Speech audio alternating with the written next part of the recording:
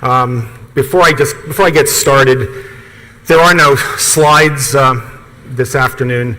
It's the mercy hour of 3 o'clock. It's late in the day. It's the second day of conferences, so we're going to try to make this somewhat interactive. But I first want to say thank you to Miss Diane Daly. Because of airplane trouble, I couldn't get in yesterday to be with you last night. But 30 years ago, maybe near now, I had the incredible privilege as a second-year resident to hear Dr. Tom Hilgers speak on Donum Vitae, the church's teaching. The second talk I heard was Miss Daly, and she knocked it out of the park. I thought Tom was good. Diane was even better. She was so provocative, so kind, so loving, so straightforward, so professional, so meticulous, so evidence-based. I remember seeing her name in the green journals, or the gray journal. I can't thank you enough for being there. The third person I heard speak that night was Dr. Lorna Svetkovich, who now works with me at Tepeyac OBGYN in Fairfax, Virginia. So from that day 30 years ago, what was so challenging and tragic at the same time, I left that conference, went back home, and I dismembered infants, built IUDs, and continued to do contraceptive research and development. Because as many of us in this audience, it's kind of schizophrenic, right? I grew up in a real good Catholic home. And because of really good Catholic education, I kind of went my ways. So it's amazing, because we're talking about evidence-based medicine, and this is the month of what? Breast cancer awareness, I think, Ann. And there's a big article today, or oh, by the way, I'm also the opening act for Paul Carpentier, who comes following me, so. Because I'm not going to be this scientific, meticulous person. I'm trying to tell some stories here, and I want you to know how important it is for you to be here. Because I was heading into a dark place if I would have continued on my way. But one of those people that you hopefully are going to see in eternity, who was a vital instrument in your life, not only is it Dr. Tom Hilgers and now his son, not only is it many of you who I know as friends, and I've known you before you were married, and before you got along, and before you were students. I was heading to hell as fast as I possibly could, because I believed that I wanted to be the best OBGYN I could, and that meant practicing excellent OBGYN, which meant abortion is good health care, do it well. Contraceptives and LARCs are the way to go. So when I heard that discussion earlier today from that table up here, it was life-giving to me. It was healing. And then I meet her son, who's a priest. Father, once again, I'm going to talk a little about this, but to prepare for this talk today, I was actually reading Andrew Greeley, Confessions of a Parish Priest, to figure out about how did we lose this, or how did it get so crazy so fast? And once again, it's amazing, because here we are at St. Louis University, and I just pulled this off. I like pulling things off that talk about the theology of the body in a different way. We stand firm against sexism and misogyny. That's why this conference is here today. Because that's what we're trying to do. We're trying to build a different way of looking at the truth and do it with passion and verve and simplicity and humility. And so, Diane, I can't thank you enough for being here. Because once again, we're in the Breast Cancer Awareness Month, and we're talking about evidence-based. There was a TV show last night, did not mention abortion. Talked about diet, talked about powders, talked about underwire bras. As an OBGYN, I can say that. Underwire bras is a cause of breast cancer? And yet the data that came to me before my own conversion, I still remember picking up some epidemiology journal and saying, before data-driven, we had epidemiological studies. 1960s and 70s and 50s, abortion was legal and common in Russia and in China. And do you know which two countries had the most breast cancer rates back in the 60s and 70s and 80s? China and Russia. So I was beginning to get data that was being thrown at me during my conversion.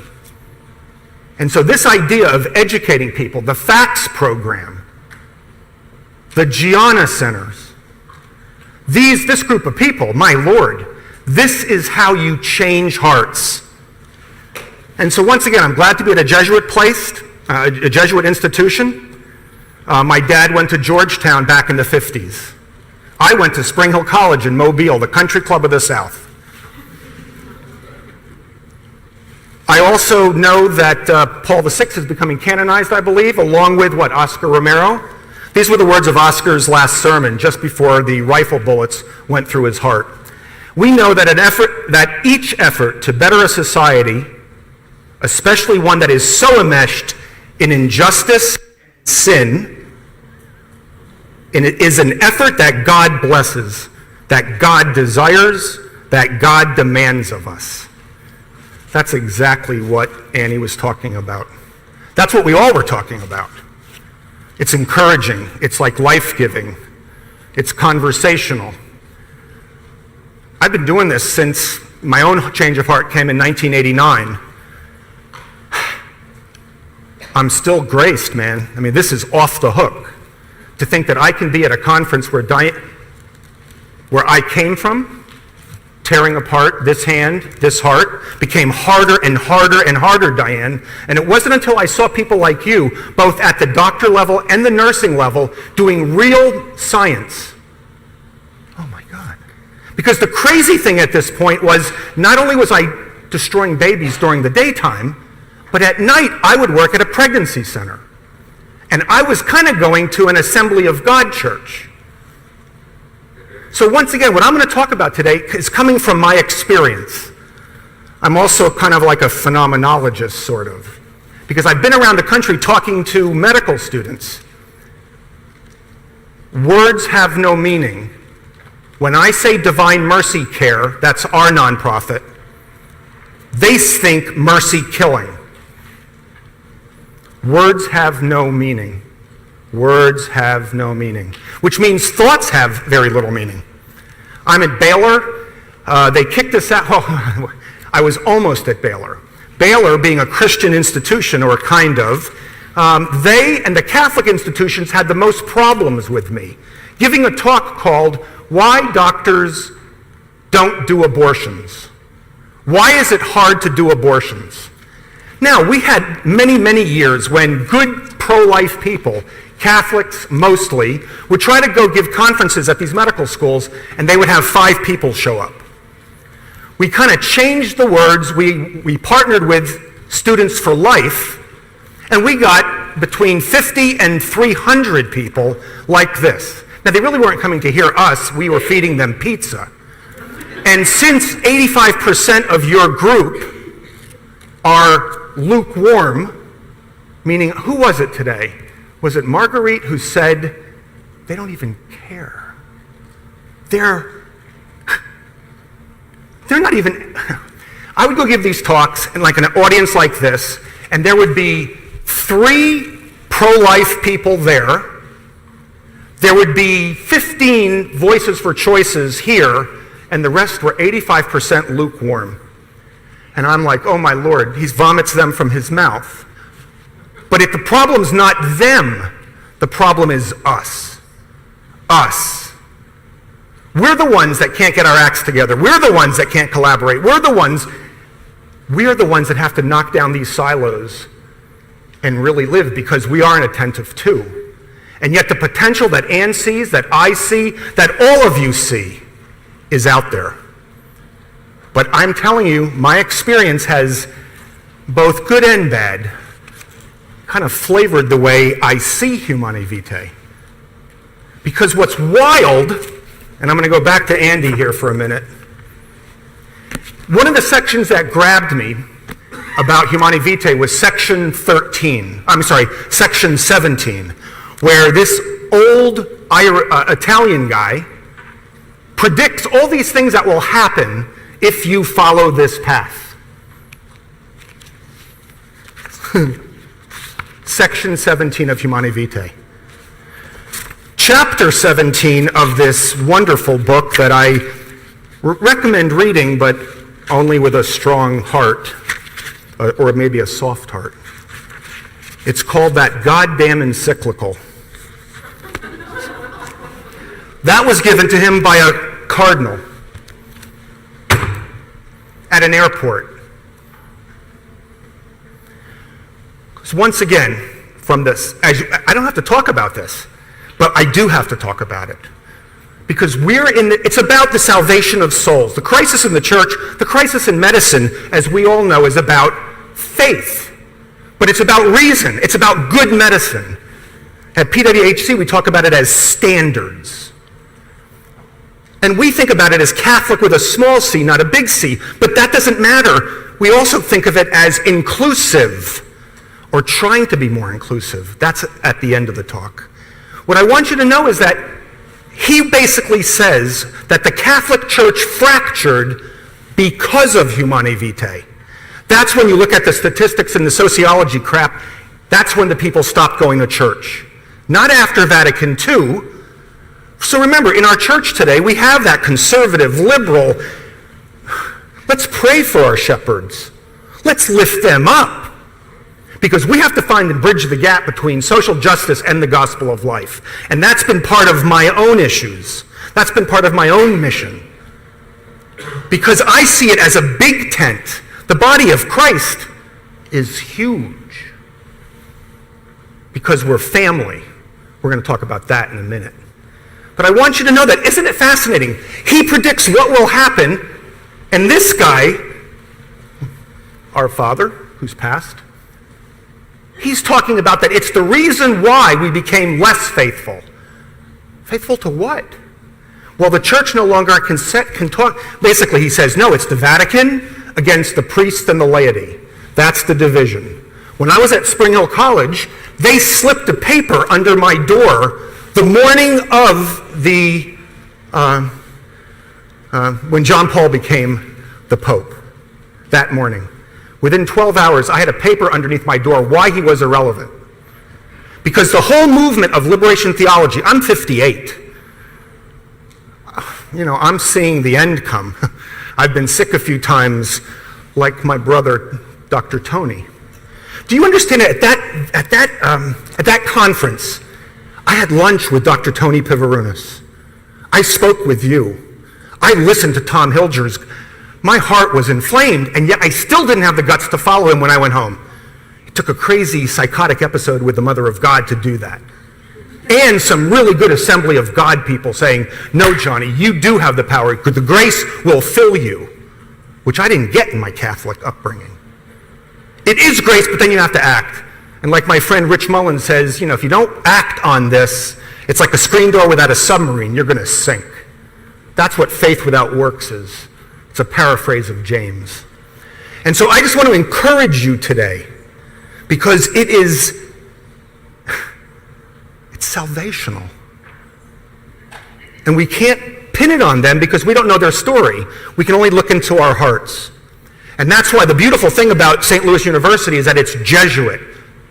There's a piece in his work where it says magis, M-A-G-I-S, Latin word for more.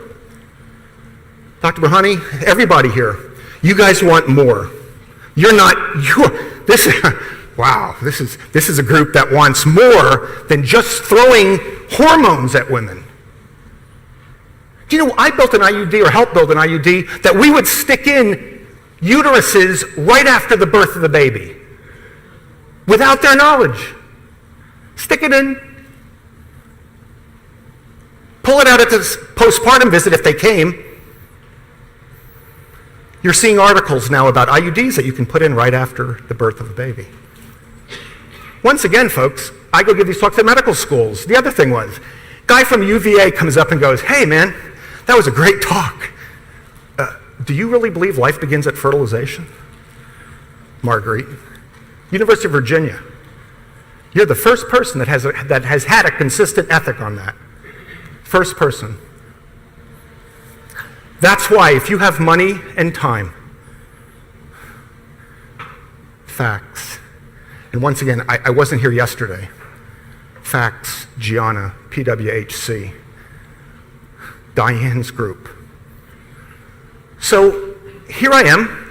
I'm psychotic because while I'm going and listening to them, they started something. Dr. Tom likes to start stuff. You're that point of a spear, Diane, to me. You're the lance that pierced my hard heart. And so when I had to touch his heart, he stuck it in my heart. Because I had the hard heart, me.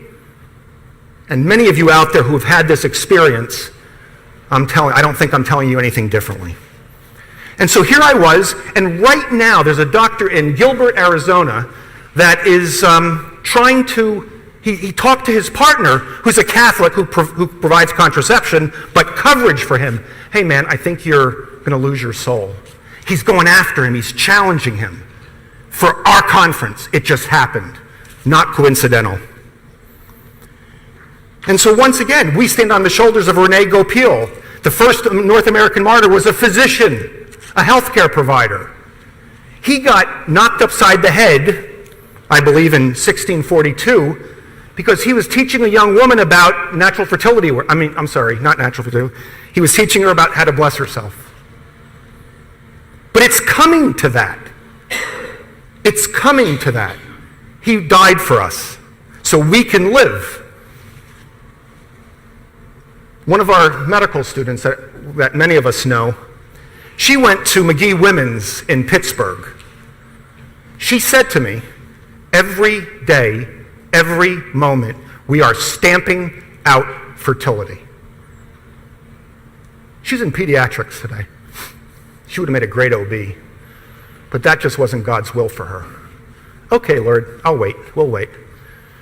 All of us out there all of us out there who would love a practitioner, a surgeon with the skill and clarity of a Pat Young or a Tom Hilgers or any one of us that I'm missing. Pray, fast. There is going to be a triumph of the Immaculate Heart, trust me. There's no doubt for the Catholic community. There's no doubt. There's going to be an act of mercy. And that's when everything we're talking about is going to become clear again. But until that happens, we have to help one another.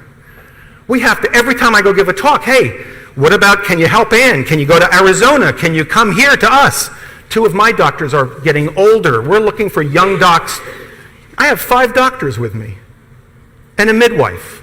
I have to create an economy. It's not about market share. Because I'm telling you, when you only go to the Catholic community, small percentage. Early on in my practice, it was a for-profit practice, and I'll be dadgum if one of the big schools that supported me, a good Catholic school, changed insurances. Lo and behold, the good Lord brought in the pastor and his wife on infertility. I lost 140 patients back in the early days. They sent me 300 within 3 weeks. God provides. And yet we're working in a world that doesn't understand us. So our methods have been a little bit of Francis Xavier, a little under the radar, because we're trying to appeal, we're trying to come up, we don't want to hide our Catholic faith at all, because we talk about the crucifixes in our room in the chapel. But the reality we've seen is that we've had to dress like everybody else sometimes, use words like, hey, why is abortion not done more often? 300 people come to those talks. Once you talk to them, they said, oh, but aren't you that crazy guy that had, Catholic? I'll talk about that afterwards. Right now, I'm trying to talk to you about the data on abortion and whatever, contraception and whatever. It's the same thing like we do with when they say, oh, do you believe abortion should be outlawed? Listen, man, abortion is legal. I've got to move on. Because you don't want to be tied up. And yet, everybody has their role. Our way is the way I experienced it, that's all. So first off, it's about family life. We're talking about families. And so we started the Tepeyac Family Center, my wife and I, in our basement. And once again, it's a for-profit company. It was a for-profit company back in '94, but I joined a Catholic practice in 1991 that kind of did most of everything except aborting for convenience. One of the people sterilized. One of the people, they both provided barriers and oral contraceptives.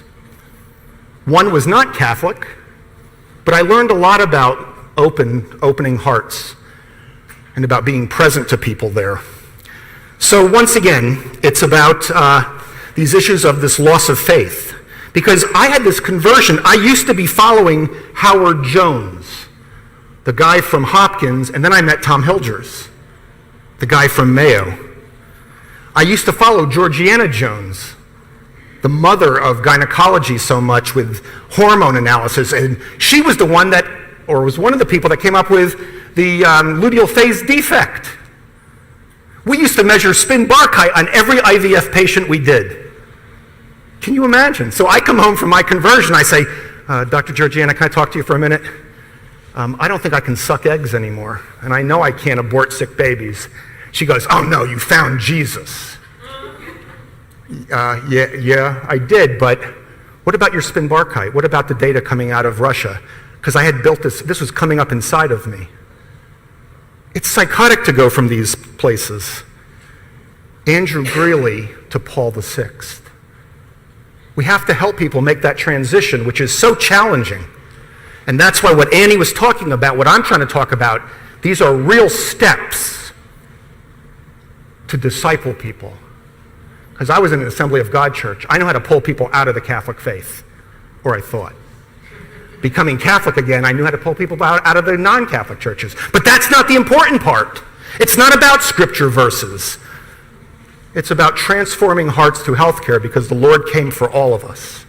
Health is based on relationships found in sacrificial communities. I just came back from raising some money for a center, Guiding Star El Paso. This is a center that might want to join PWHC. They're a pregnancy center trying to become more medicalized and really become more medicalized. Because my background's pregnancy center work. That's why I'm there with them. 1,100 people showed up. We raised over $100,000. This was 2 nights ago. Do you know, that's the Rio Grande River. Relationships matter in healthcare. You can take a 59-year-old obese male who's got diabetes and heart disease, and if I surround them with people who love and care and sacrifice, just what Ann was talking about, I travel 4 hours for that. Yes, Ann, they do. We've been around 25 years now, or since 1994, and I'm telling you, they do. And I don't know how it's because you're kind, it's because you're nice, you provide them truth, you look them in the eye, you give them real options. You don't proselytize, you don't criticize, but you couch it in the terms of everything, because I'm trying to find, how do you make enough patients come to support a larger medical practice? So health is based on relationships. The other part is that medicine's an act of mercy, like housing the homeless, clothing the naked. You're going to hear at Sunday's, tomorrow's gospel. Yeah, you keep the commandments, go sell everything and give it to the poor, and then come follow me. Ladies and gentlemen, we're being asked to go further. We are asked to be, okay, so if you do this, what else can you do? What else can you do better? And that's why this is so wonderful, Johnny. This is collaborative. In the few minutes that I've been able to be here today, just for today, I wish I was here yesterday, there's real collaboration on. How do you do it better in New York? What might work in Virginia? How might it help in, that's what she's trying to do about how to set up practices. I'm more of an exhorter in the sense of I can get them in a little bit, but then I just want to disperse them. When I was at the medical school talks, it was kind of like building a beachhead because I knew Marguerite was going to come. They had to stand. We all stand on each other. We're all whole because this is family. That was the other thing I learned in my residency is that this Oh, it's family. Genetically, you can stand on that in a medical school audience and go after it genetically like Jerome Lejeune did. Because my professor at EVMS at the Joneses, he created the term pre-embryo. You can do with it whatever the hell you want with it. Then I read Jerome Lejeune's testimony in Tennessee, where he says, no, it's called a concentration can. We're keeping the littlest of our brothers and sisters in frozen ice. And it's really a concentration can, not camp. With totalitarian regimes, it only changes who's in charge. Just remember that. I'm Polish. We had the Nazis, we had the communists. Healthcare is trying to jam that down our throat. One payer, Bernie care. I read it in the Wall Street Journal. Ladies and gentlemen, this is the type of conference that can change lives. This is the type of conference that can change how we practice, not just for the good of our soul, but to work within the business community. To actually figure out, there's a handout that I want you to have on the PWHC desk on the way out. Please take it. It's from Gilbert, Arizona, where Dr. Clint Leonard practices at Morningstar OBGYN. Once again, I don't have a hospital. We're one of 3 dioceses in the United States that doesn't have a Catholic hospital system. So we've had to figure out how to do it freestanding. But the certification we're talking about could be for those in hospital systems or not. We want to be inclusive as best we can. But I'm telling you, because we've had to do that, we've had to kind of go creative things, because I kept thinking, oh, I'll just take my for-profit model, take my surplus, and then give it away. Well, decreasing reimbursements, increasing malpractice, that went away quickly. The pressures that we face from the healthcare system, whether Annie's doing, we're all doing it just in different forms. And when we can knock down walls and start exchanging information, oh my Lord. The different NFP methods. Facts. Think about this. What an opportunity. What an opportunity. And so once again, it's all about capital investments. They want to make it about capital. They want to make it about money. With our IVF patients, we simply say, before you go and go through IVF, are embryos they make your children, or are they your property? Simple. You and your spouse, you and your partner, you and your spouse need to really just think about that. As a husband and wife, we say, father and mother. Do you own them or do you love them? I'm trying to prevent the psychological angst of having frozen embryos, and then people coming to you and going, what do I do? What do I do? So, health is based on relationships. The second piece was medicine's an act of mercy. 3 is hate the disease, love the patient. One of the best ways we found to get people to doing NFP is having a perinatal hospice in our OB section. It transforms hearts. Rather than telling the mom, oh, the baby's suffering, it's kind of a monster, it's not going to make it, it's actually, there's no point to going any further, just deliver it the next morning. No, it's a perinatal hospice. Moms want to spend time with their sick children. Moms want to spend time with their sick children, right? You take them as far as you can. You never pit mom and baby. Once you establish a relationship with them, then you talk to them about NFP. Then you talk about them about this whole thing, that the same system that drives X drives Y. And even though you just say, oh, I'll say yes to that, it has consequences. So once again, let's see. I've got 2 minutes. At the Tepeyac Family Center, it's like flying an airplane and building an airplane at the same time. People ask, oh, what was your business plan? We had no business plan. Yeah, my wife and I watched Field of Dreams. If you build it, they will come. You laugh. But when I was down to $400 in the bank and a good family life director rolled over his IRA of $5,000 to me, and then 9 families bucked up $60,000 to get started. All of us have suffered here too. There's a theology of suffering that goes along with all this, really challenges. At the most opportune times, things just don't go right. We need to pray for one another. So let's just kind of wrap this up here. So one is, at the Tepeyac Family Center, we're just now bringing on teachers. We've just farmed out our patients to the CCL presence in our diocese, to the good Creighton fertility care women that have come into our diocese. We have Mercedes Wilson right down the street, so we do billings. Dr. Lorna loves Marquette. And now I get a chance to participate in a study with facts so that I, in my simplicity, can add to data that I need. When I talk about standards at PWHC, that's our focus. No, it's not religion, it's standards. Because I think we could create a language that reclaims healthcare the way it used to be practiced in the days of Cosmas and Damian, St. Gianna, Joe Moscati. It's the standards that matter. It's trying, no, you're just Catholic. You come be my friend and I'll tell you how Catholic I am.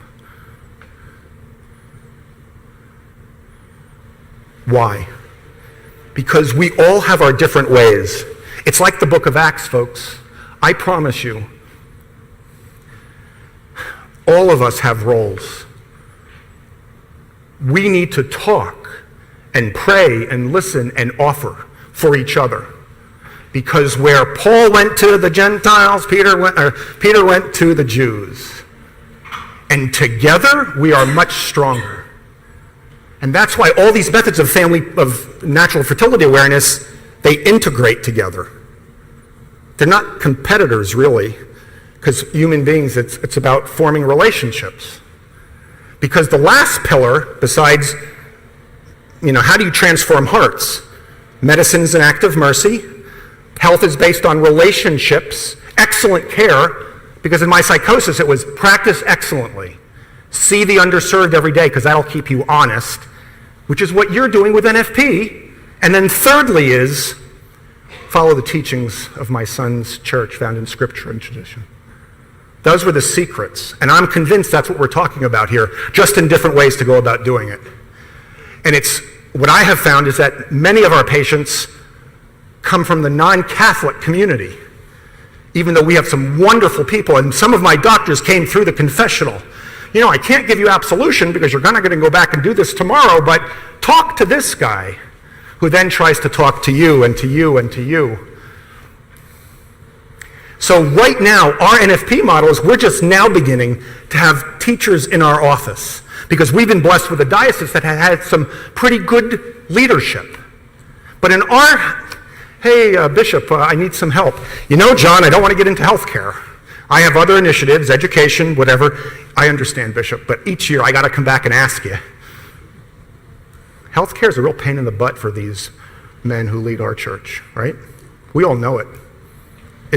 And once again, these guys are trying to do what's right. It's a pain. Mergers, no mergers, this. Prayer, sacrifice, keep doing what you're doing. The third one is that PWHC is just a consortium of centers across the country, compassionate and comprehensive, and we're trying to medicalize the movement. My issue is that I've been in the pregnancy center movement raising money for pregnancy centers. They only put ultrasounds in them because we were the problem. When we kept our mouth quiet, when Humanae Vitae came by, and we kind of went with the general, oh yeah, it should change, I think I should change. Do you know what Greeley talks about? That's why our pastors, many of them, have long forgotten this. They ain't interested. The church can't teach on sexual ethics. It's okay. This is the time that's for us. So we're talking about standards. We're talking about being inclusive. You're part of a hospital system, maybe we can certify you. These are our standards, OB/GYN. We're trying to break it out because, once again, I grew up in the day of NFP only. And Steve Koob is another hero of mine. He's a saint because he pulled it all together and did it all. And guess what? It's not a good marketing tool. I hate to say it, because I have got to find out how do you get the older patients, and then the younger patients, and then the non-Catholic patients that don't even understand NFP. So we don't lead with NFP. It's part of what we do. And I think by doing that bigger picture, even though it sounds crazy, you develop street credibility. And that street credibility makes your NFP teaching and your associations and this integration. Because together, and I'm going to end on this, together, besides the relationships in medicine and active mercy and love the patient but hate the disease, the fourth one is, together by collaborating and cooperating, we can make children welcomed, abortion unwanted, fertility. Children will no longer be sexually transmitted diseases. But that's where we're at. That's where we're at. And then we can turn community action into communion. John 6. When you pray the Our Father, it's the big picture. Bring them to the truth, folks. Because I just left El Paso, and they have a big devotion to one of the martyrs down there, Miguel Pro. I want to thank you for the last few minutes. It was a real treat to be here. And as he would say, Viva Cristo Rey. Thank you very much.